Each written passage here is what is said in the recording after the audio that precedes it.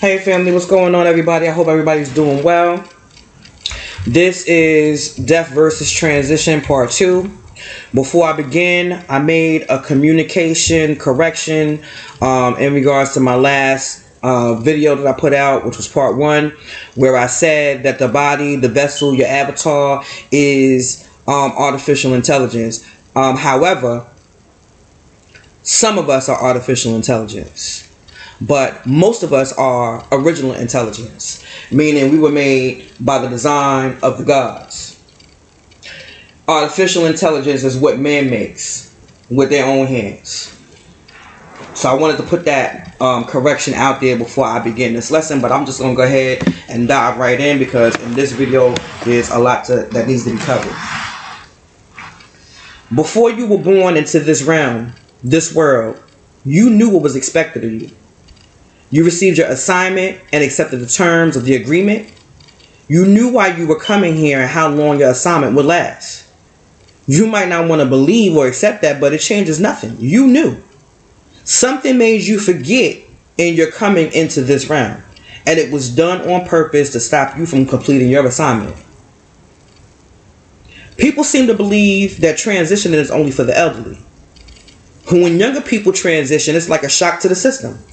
They say, oh my God, they were going too soon. It's not fair and things of that nature. Make no mistake, I, just like anyone else, don't like it when our loved ones have to transition. But I understand that their contract was completed.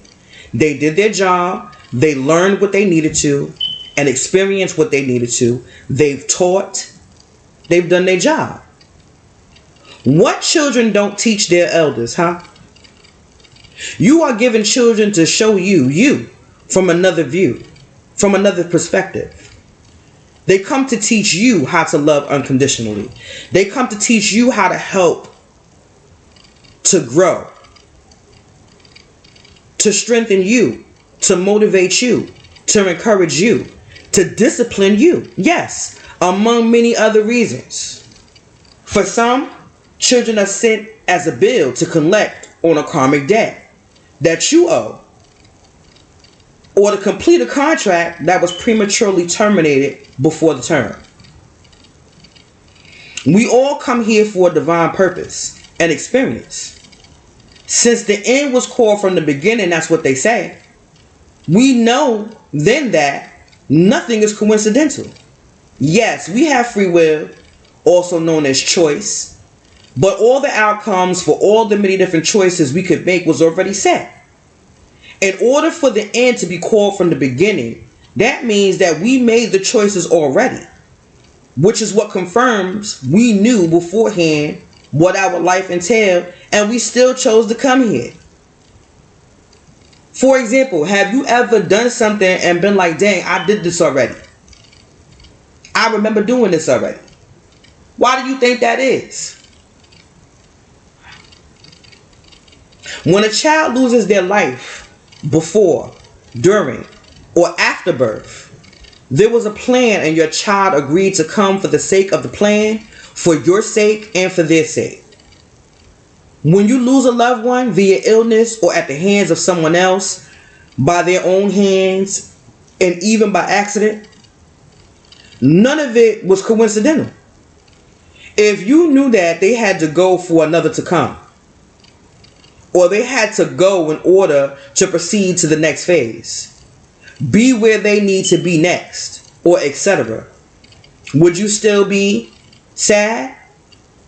Yes, you still would be sad, but things wouldn't be so difficult to go through afterwards because you know that they still live.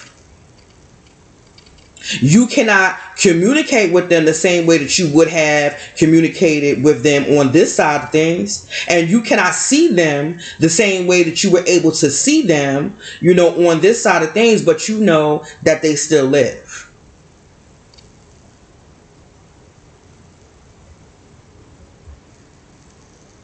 And then knowing that they still live would allow you to be able to go through your grieving process, a little bit more, I really don't want to say easily, but, it would be easier to go through your grieving process, knowing that they still live. And I say go through, because you are never going to get over the loss of a loved one. It's no way for you to get over, somebody that you loved, somebody that you were used to seeing every day, somebody you knew since childhood, somebody you knew, since your birth, somebody who was always there. It's no way that you would be able to get over their loss, but can find ways to cope, and to deal with the fact that they are no longer present the way that they were, if you knew that they still were.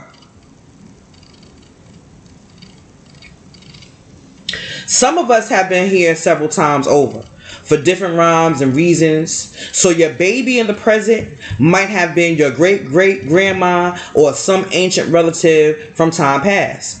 It could have been a friend or significant other. There are many accounts of children remembering their past lives, who they were, how they died, when they died, and etc. Now, how is that possible if when you're dead, you're done? These past life accounts are by children from different parts of the world who do not know each other. Are they all lying? Though you cannot see them all at once, you have a team, and they are with you whether on this side or the other side, and they all play a role in your experience and you in theirs, and you all work in the benefits of the collective. Like a radio, when you are tuned in to the right frequency with no obstructions, you will be able to hear them loud and clear, just as you hear me talking on this video. But when there are obstructions, blockages, things that jam up your frequency or prevent you, you can't hear as well. The static you would hear on your radio is similar to the ringing in your ear that some like to call tinnitus, when it's really the indication that someone from the spiritual realm is trying to give you a message, so you should pay attention to it, the same way some of us have learned to pay attention to synchronicities, repeating numbers in your daily lives and or activities, and etc. If you don't know what synchronicities are, then that's something that you can research on your own. These movies show you all sorts of spiritual world communications, supernatural powers, and etc. Some of you have been learning about the spirit realm and ways to tap in to the spirit realm by the church itself. And some of you don't even know it. But I digress. Vibrations can lower or elevate your frequencies. In other words, it can manipulate your ability to be able to tap into various realms. You need to obtain a higher level vibration in order to be able to see into or tap into higher realms. It's crazy because the people that's in control of this world know this, and they do all sorts of things in order to keep you vibrating at a certain level so that you can't tap in, to the supernatural, whether it be your powers, whether it be the spiritual world, and being able to connect with your ancestors or whatever the case may be. They spend time, money, and energy doing things that prevent you from tapping in. Has anyone ever told you that you have an old soul, or that you are wise beyond your years? Do you know someone that applies to?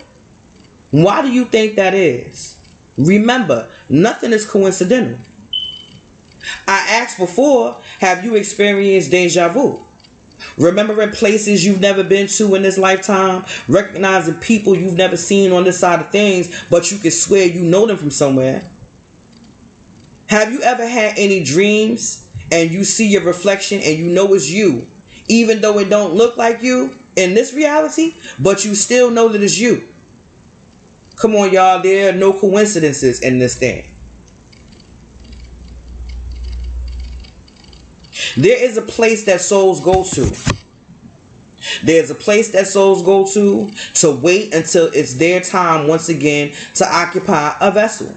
But just because they don't have a vessel, it doesn't mean that they stop communicating. People want to make you believe that when you're dead, the dead has nothing to do with the living. Well, that would be correct in the sense of if you're talking about my vessel, my body. My body has no knowledge except for the knowledge I gave it when I occupied it. If my consciousness is no longer in that vessel, yeah, of course, the dead don't know what's going on, but the living does. The living does. And if given the permission, they can communicate with you.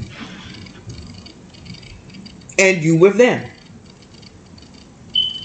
And permission can be sought in many different ways. You can give it permission yourself. Or it can take permission. Meaning it can enter in if you open a door. If you open a door, it can enter in.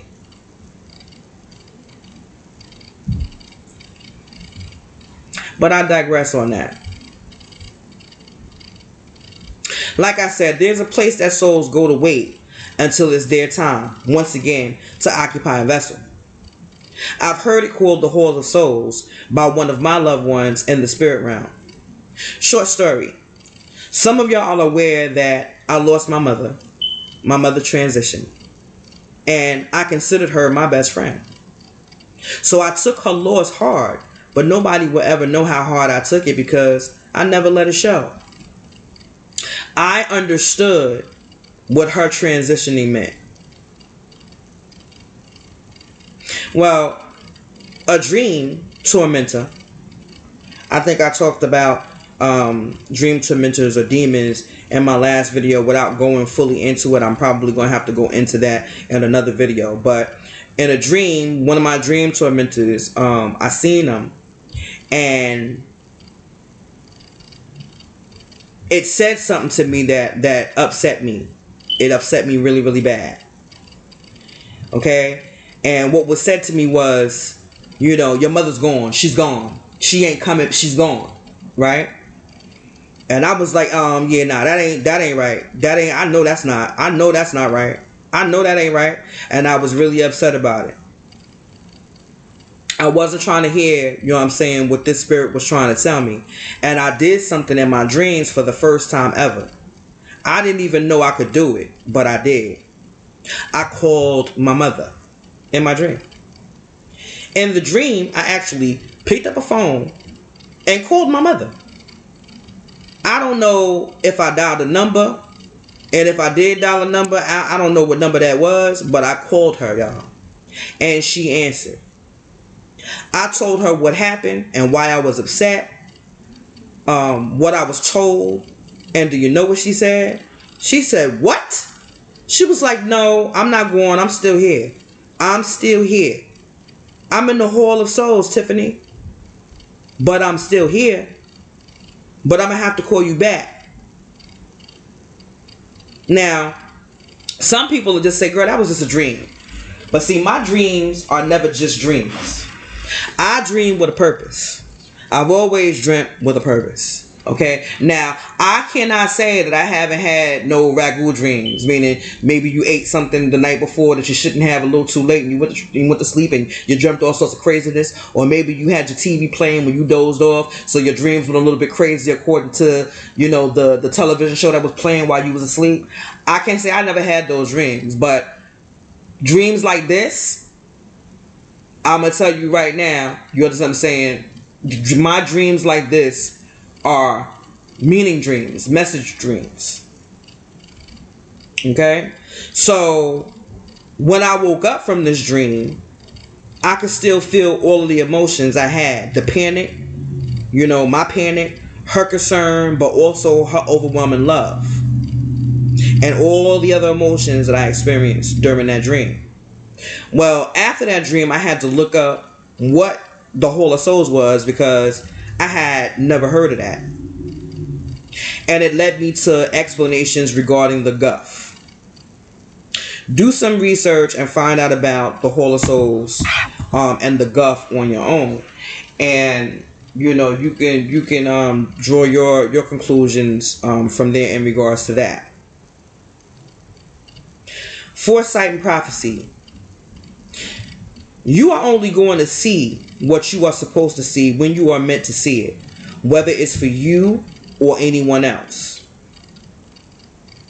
Remember, I told y'all I could never win the lottery by getting my own lottery numbers or whatever. I won't ever win the lottery that way, because like I said, you are only going to see what you was meant to see, what you're supposed to see.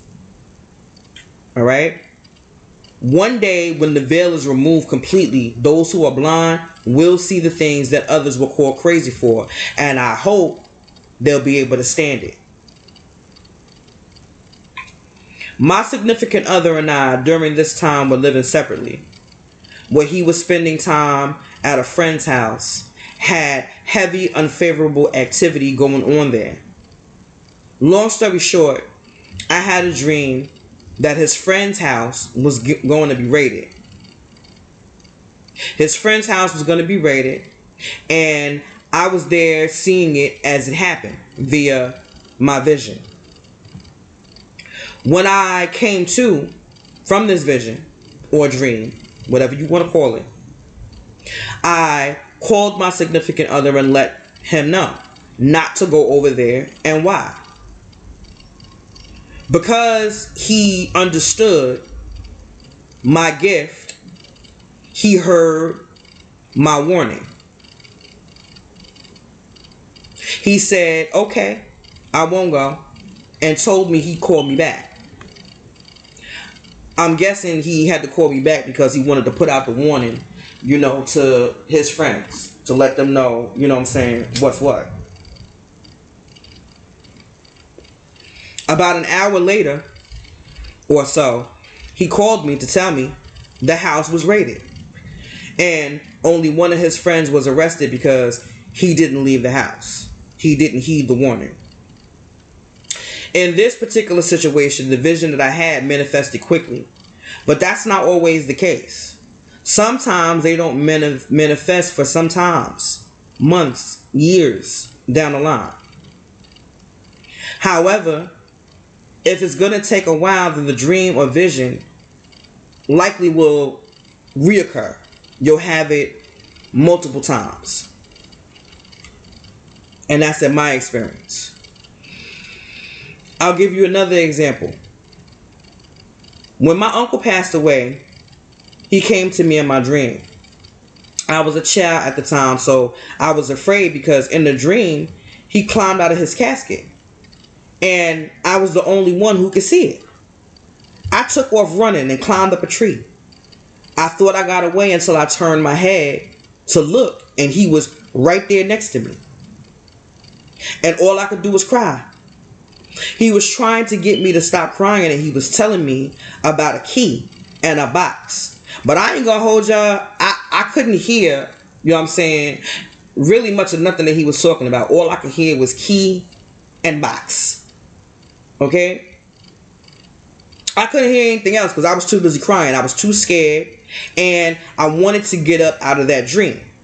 I don't know if you guys have ever experienced a dream where you want to wake up, you know it's a dream, but you can't. Well, that's what I was dealing with at this time. When I finally did get up out of the dream, y'all, I was scared. I was probably like 9 years old at this time. I ended up later on telling my mother about the dream. And she asked me where did my uncle say that the key was. And I couldn't tell her. All I kept telling her was I was too scared. I couldn't hear her. I was too scared.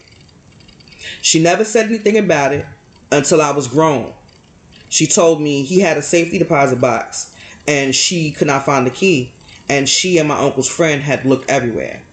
Now, in this particular, vision or dream, I was too scared. What you have to understand that if you're scared of something, if you're scared of your gift, you're not going to be able to get the full benefits of your gift. And sometimes that gift will be taken from you for a time. Not completely, because if you were meant to have that gift, If you were meant to have it, you're going to have it. Okay? So, but if you're scared of it, it could be taken from you for a time or whatever have you, so that you can be better prepared. And trust me when I tell you, you will be prepared.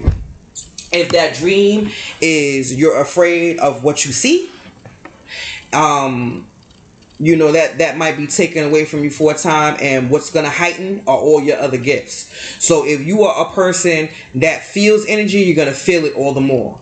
If you are a person that, you know, actually hear, then you're gonna get more messages via your hearing. You know, all of your other gifts, whatever they are going to be heightened or whatever have you, while you are becoming acclimated to the gift that you are afraid of. Because the bottom line is, you're not supposed to fear anything. You're not supposed to fear anything. And with these gifts, you cannot be afraid. You cannot be afraid. These are your gifts, your tools that you need. So you cannot be afraid of them. Okay, so in this particular dream, you know, I was afraid. This happened to me one time before. A loved one passed away. I was you know, this was one of my favorite aunts or whatever have you, and she came to me in a dream, but I could not hear her. And it was only her that I could not hear, because she was with another one, you know, of my loved ones, and I can hear them loud and clear.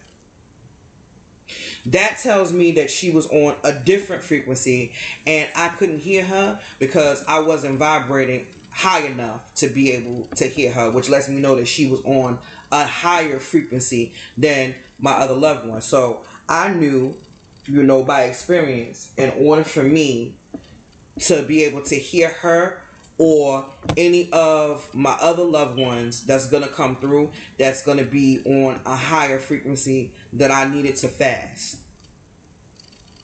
I needed to fast or whatever have you, and I needed to meditate. The experience let me know that that's what I needed to do to remove the blockages and to remove the, you know, the frequency disruptors that I was experiencing, that was causing me not to be able to get my messages. But I'll go in, you know what I'm saying, to things like that at another time, because that's a whole nother topic on its own. The bottom line is, the dead don't talk, y'all. The dead don't talk. Only the living do. And because you are not your vessel, you are not considered dead when you transition. You are still a living being. You are just in a different body. Okay? I've received messages and warnings and other insights from people who have transitioned because I was tuned in to the frequency to be able to connect and communicate with the spirit realm. Being able to do this, however, comes with a price. And that price is sometimes torment. And it sometimes, you know, carries over into the physical realm, the realm that you and I are currently in right now. It can attack different areas of your life, and sometimes people don't even know what's happening to them. Some people, you know, have other gifts, like myself, where we are constantly entering in and out of different spiritual realms. We are constantly going in to areas that, you know what I'm saying, other spirits are angry that we're going into. They don't want us there. But we have a job to do. So we are entering into places that we have been given the authority and the permission to enter into because we can. But it doesn't mean that we're not going to have to battle, you know, and fight these things whom seek to stop us from entering into these certain places. And battle, we do battle. We do battle. I spoke on the spirits that come to torment or whatever have you. For instance, my mother, who I thought was my mother, came coming to me via my dreams or whatever have you. I knew eventually that this was not my mother or whatever have you, because my mother wouldn't seek to hurt or harm me in any way. Okay? Discerning the spirits, that gift allowed me to see exactly who it was I was dealing with, because this spirit wanted to drive me crazy, y'all. This spirit wanted me to be so low vibrational that I wouldn't be able to get my answers, and I wouldn't be able to get messages, or wouldn't be able to give messages. I wouldn't be able to tap into the powers and the authority that I have. They wanted to keep me so low by continuously showing my mother's last moments on repeat. I mean, every night, every night, every night, every night, every dream, every night, every night. When I tell you every night, and this went on for a long time until I finally understood what the hell was going on. And then I was able to do something about it. So, you got to be careful. The tormentors come to torment you, and they have multiple ways of doing it, and they will, if you allow them. If you don't know, they will use your loved ones or whatever have you, or the image of your loved ones, to attack you.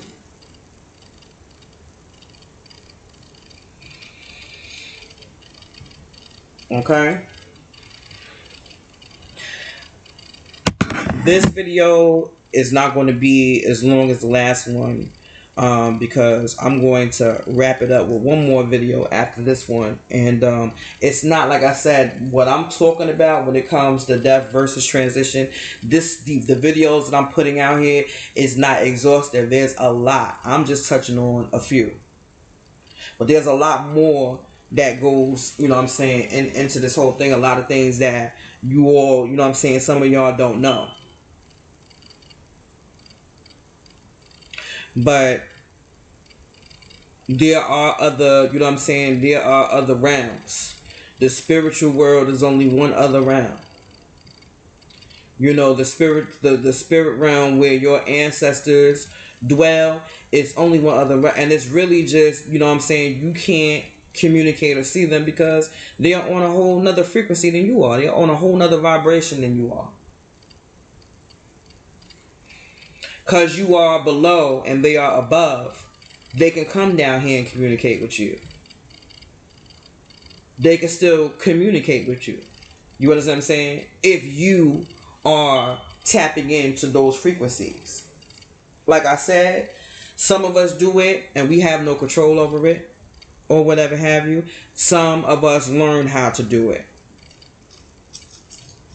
But the ones of us that do it and have no control over it, understand that you're able to do that for a reason.